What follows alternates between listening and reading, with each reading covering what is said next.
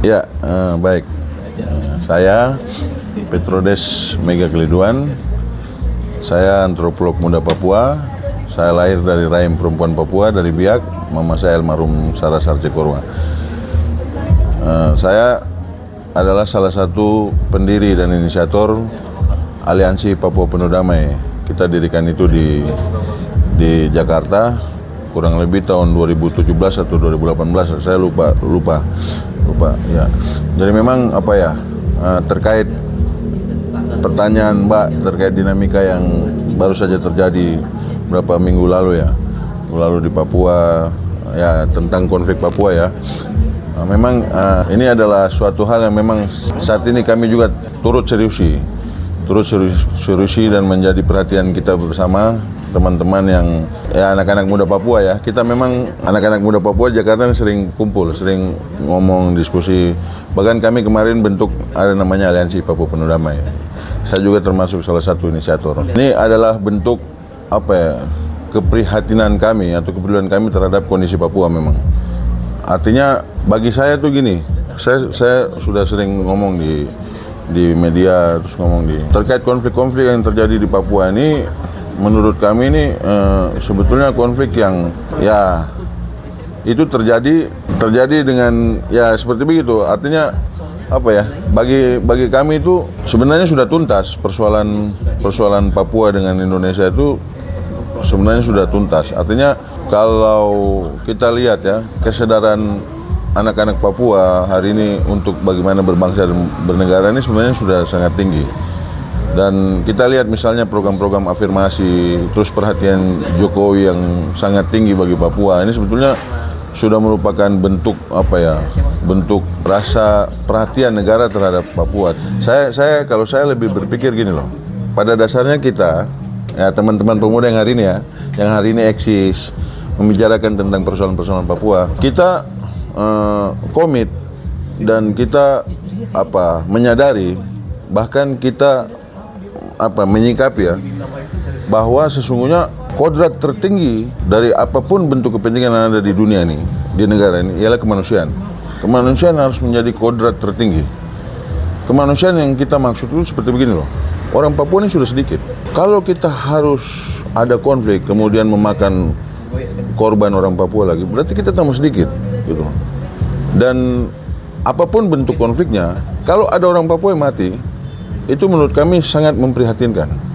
Karena orang Papua itu sudah sedikit. Ya, terlepas dari itu saya nggak terlalu bagi saya masalah teman-teman yang berjuang tentang Papua Merdeka ini adalah bagian dari perjuangan mereka.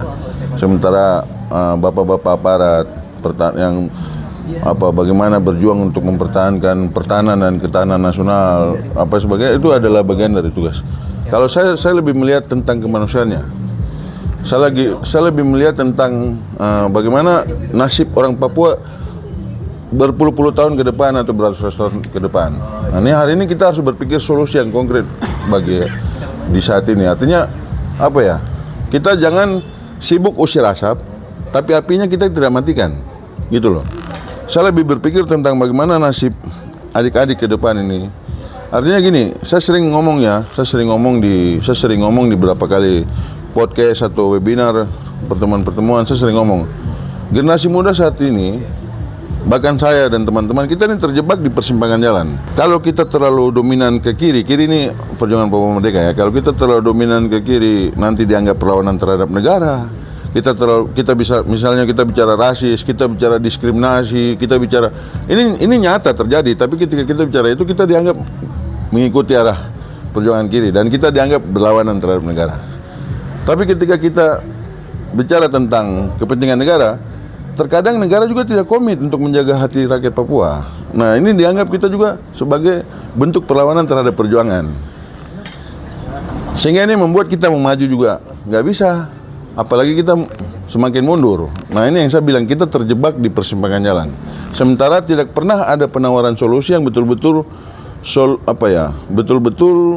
menjawab apa yang menjadi persoalan di Papua. Saya bersyukur di era pemerintahan Jokowi ini, Pak Jokowi sangat komitmen ya. Kita lihat yang dulu tukang sapu aja mungkin nggak ada ya.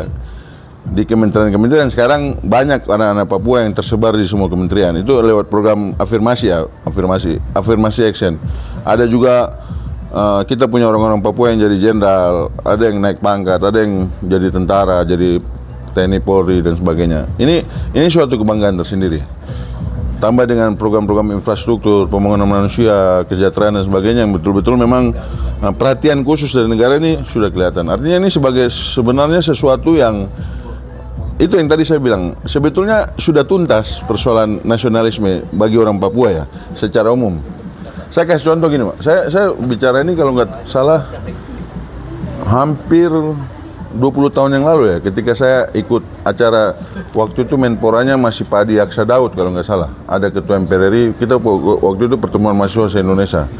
Saya sering ngomong ini.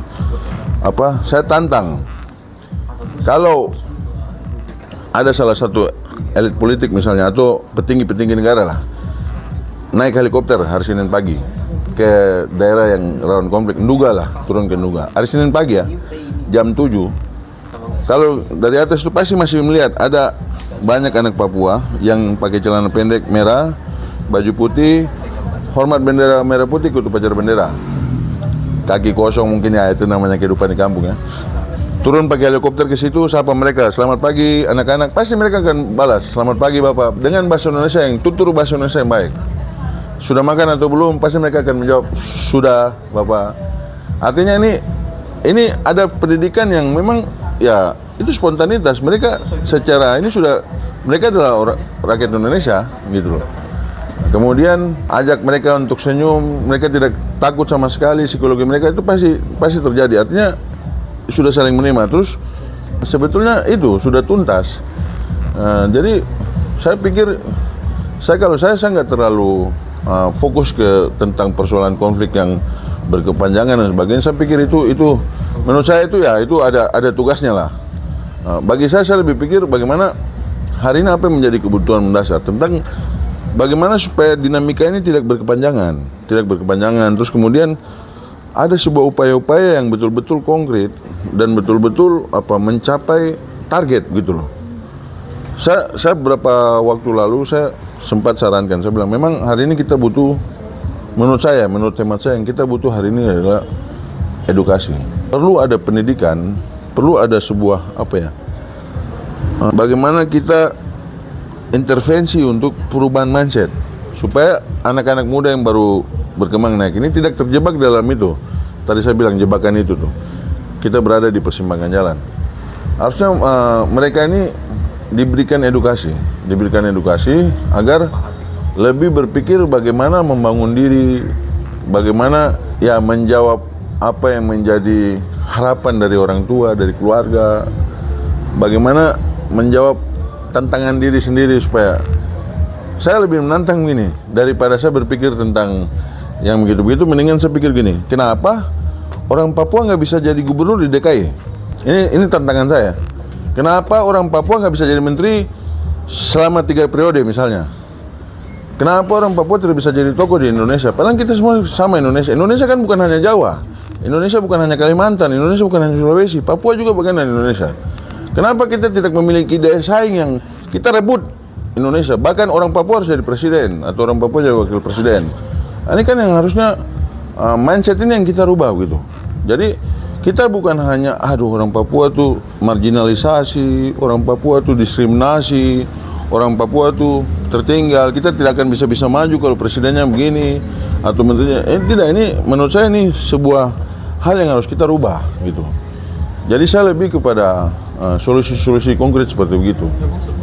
Dana otsus kan hari ini besar, anggaran di Papua cukup besar. Apalagi sekarang kan ada Pak Prabowo janjikan akan ada kementerian khusus buat Indonesia Timur ya. Kalau saya nggak salah ya, akan ada perhatian khusus juga buat Papua.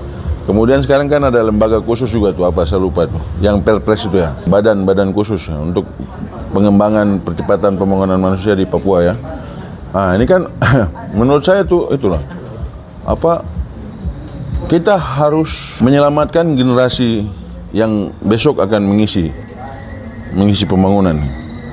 Mulai dari umur 17 tahun ke bawah ya. Ini kita harus selamatkan mereka. selamatkan mereka dengan kalau bisa bentuk sekolah-sekolah informal. Sekolah-sekolah informal yang melatih mindset mereka, merangsang semangat bersaing mereka. Bagaimana punya orang Papua ini kan sebenarnya secara alam mereka sudah pintar. Mereka makan keladi, makan ikan, makan ini sebenarnya sudah pintar. Tinggal bagaimana diasah sedikit saja. Sebenarnya banyak orang Papua yang sebetulnya pintar. Tinggal itu kita butuh ruang, kita butuh peluang, kita butuh kesempatan gitu. Nah, ini yang kadang-kadang dibatasi dari dulu. Maka saran saya mungkin terkait dinamika konflik Papua, seperti pertanyaan dari Mbak hari ini, saya gimana ya? Kalau bicara itu memang bicara panjang. Dan menurut saya perjuangan Papua Merdeka ini beraneka ragam. Ada yang berjuang memerdekakan dirinya untuk bagaimana menjadi orang supaya menjawab. Intinya kan kita bagaimana berpikir tentang nasib orang Papua. Intinya kan begitu, tentang berpikir tentang nasib orang Papua. Jadi menurut saya berpikir tentang nasib orang Papua itu kan masing-masing dengan cara berpikirnya. Iya. Kalau saya lebih kepada ini, jangan ada lagi darah dan air mata yang tumpah di tanah Papua. Karena kita orang Papua sudah sedikit. Jangan lagi ada orang Papua yang mati. Jangan lagi ada hal-hal yang memancing konflik horizontal antara Nusantara dan Papua. Menurut saya ini hal-hal yang justru malah kita sudah semakin sedikit dan kita semakin habis. Banyak cara yang kita bisa lakukan untuk bagaimana memperbaiki nasib orang Papua di dalam bingkai negara. Dengan cara kita memantapkan diri, kita punya langkah. Ya, kita bagaimana memiliki daya saing. Menurut saya begitu, Mbak. Jadi saya pada prinsipnya bagi saya kemanusiaan adalah kodrat tertinggi dari segala kepentingan apapun di dunia ini. Mau kepentingan NKRI harga mati atau mau kepentingan Papua Merdeka, harus melihat tentang persoalan kemanusiaan. Mungkin itu saja. Terima kasih.